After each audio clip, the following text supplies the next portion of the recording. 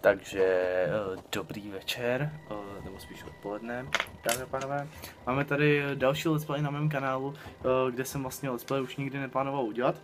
Ale vzhledem k tomu, že jsem si pořídil hru Diablo 3 Kláčič duší, Raper of Souls, tak jsem se rozhodl, že tady s kamarádem Adamem, který už ho znáte z let's play na Assassina, který jsme nakonec nedodělali, už uděláme prostě takový let's play, ve kterém prostě budeme komentovat sračky. A ta hra vlastně vypadá dobře, já jsem ji už vlastně dohrál. A Adam vlastně ani úplně nemá ponětí, o čem ta hra je, i když jsem mu trošku vysvětloval příběh. Takže se do toho pustíme. Máme tady, že jo, X-Class, vlastně jsou to trošku jiný klasy, než máme všude jinde, kdo hrál Diablo, tak zná. My si teda vybereme Manka, ženu konkrétně. Aha. Takže Sif HD, proč ne? Ne? Okay. Jaký dáme jméno? Nějaký hrozně zajímavý, třeba Kaparina. Banán.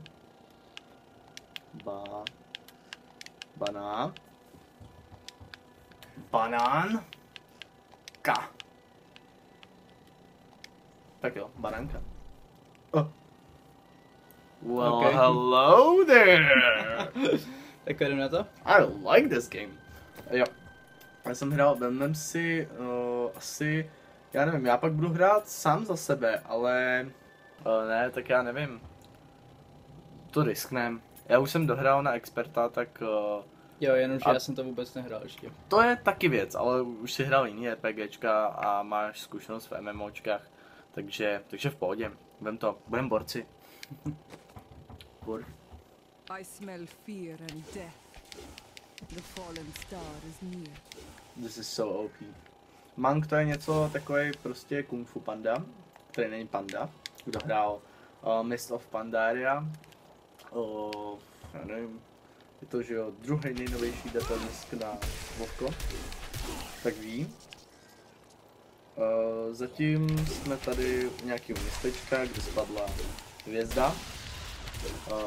Nemáme tady teda to intro, tam bylo prostě jenom to, že spadla nějaká hvězda a nikdo neví, o čem to je.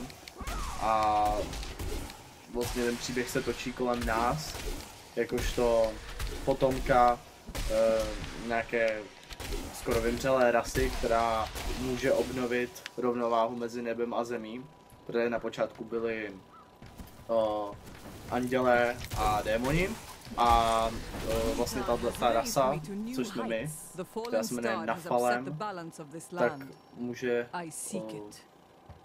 vlastně nějak umožnit ten balans mezi nebem a zemí. A my jsme vlastně jediný, kdo může porazit Diabla, toho hlavního záporáka. Co to je za special attack? To je taky super kop z otočky. Já vůbec netuším, co dělá teda, ale ne, je to špatný. Mně se hrozně líbí ta postava. Jsem předtím hrál za Demon Huntera a tam jsem měl... Co jsem tam měl? Tam jsem měl takovou kombinésku, vždycky dá se říct, nějaký legínky, taky za holku jsem hrál. A to byla taky příjemná zkušenost. Ale třeba za takovou templářku bych nehrál, tam má pořád na sebe nějaký velký brnění, víš co? To není úplně zajímavý. Burning bodies. Proč tady hořejí ty těla? Já nevím, já je nezapálil. Jo, aha. To je jak v tom v Game of Thrones, že jo, ty musíš zapálit tělo, jinak se z ní stane White Walker.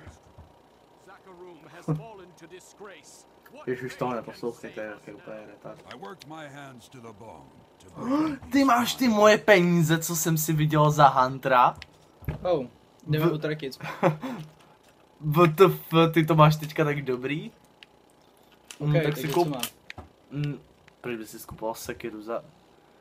Tyjo, ty si pak můžeš moc mít boxery, to bude hustý. Já chci spíš něco do ruky. Teďka spíš ten první díl úvodní bude takový jenom na reakce, jestli to vůbec ta série má cenu nebo ne. Ale tak si kup si tu robu. A vlastně ne. Já nevím. Ale jo, asi jo. Tak jo, pár dobře. Ježišmarja.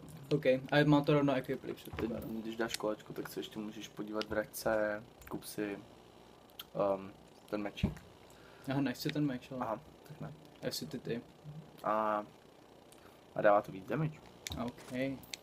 Ale teď dej.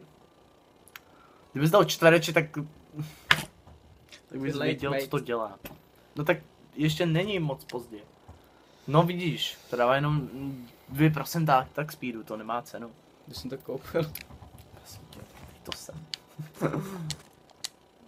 No, neskoupil dobře. OK. A jo, 10 potníků máš, to stačí. Tohle to jsou zatím spalice. No, to jsou zatím spole, co máš, ale to se ti pak vylepší časem. Jo. Jako. Hele, ale ten mečík vypadá dobře. No to Ale je ho nechci. ale dobrý. Whatever.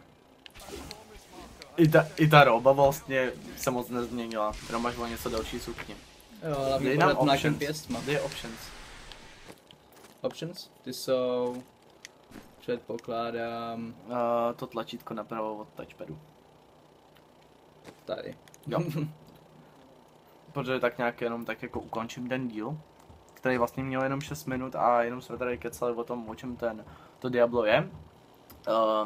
Pokud by byl jakýkoliv zájem, nebo nezájem, absolutní nezájem, nobody gives a fuck about this, tak pokud vás to opravdu nezajímá, tak se na to kurva nedívejte. A pokud se díváte na můj kanál a chtěli byste tady vidět to video, další díl, tak budu rád.